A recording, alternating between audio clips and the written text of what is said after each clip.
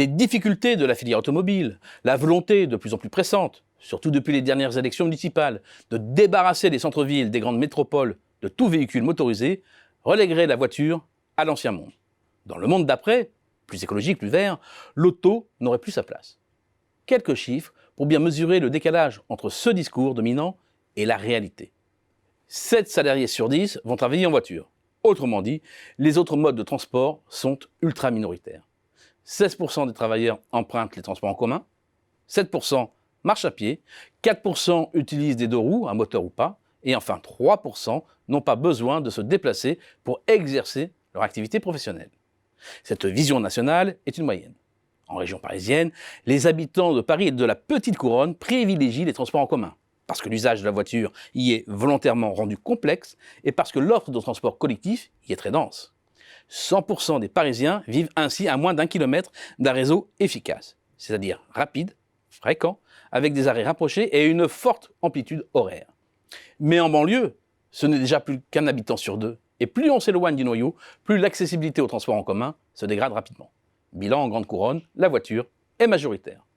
En province, parmi les villes-centres des pôles des aires urbaines de plus de 400 000 habitants, Lyon est la seule où l'automobile est supplantée. Dans toutes les autres villes-centres, la voiture reste le mode de transport principal, même si elle concerne moins de 39% des salariés à Grenoble, 41% à Strasbourg ou 43,4% à Bordeaux. La congestion, qui réduit l'efficacité de la voiture, l'amélioration de l'offre des transports en commun sont seulement typiques des contextes des centres-villes, pas des territoires moins denses.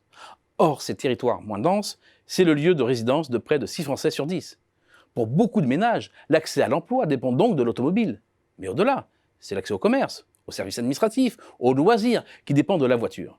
L'auto reste au cœur des déplacements de la majorité des Français. Et avec un taux d'équipement à près de 85%, la quasi-totalité des ménages est motorisée. Et la multimotorisation a eu même tendance à se renforcer. Certes, la tendance à la hausse est moins prononcée que par le passé, mais on bute là sur des niveaux d'équipement difficilement franchissables.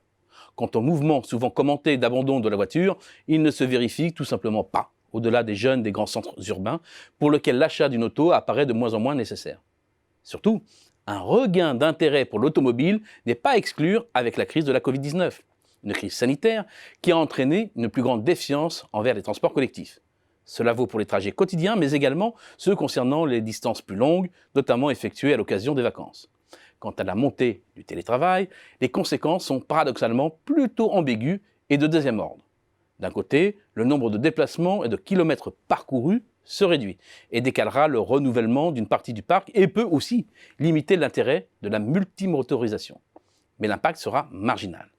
De l'autre, pour une frange minoritaire de la population, la résidence secondaire devient un investissement qui permet de profiter pleinement de la nouvelle donne du télétravail. Une résidence secondaire en dehors des hypercentres qui s'accompagne nécessairement de l'achat d'un véhicule.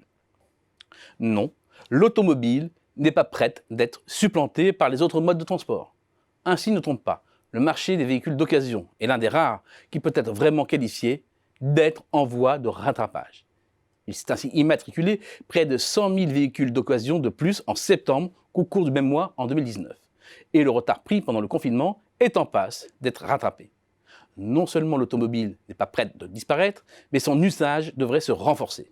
Bref, c'est une filière d'avenir dès lors que l'on prend toute la mesure du nouvel attrait pour la mobilité individuelle.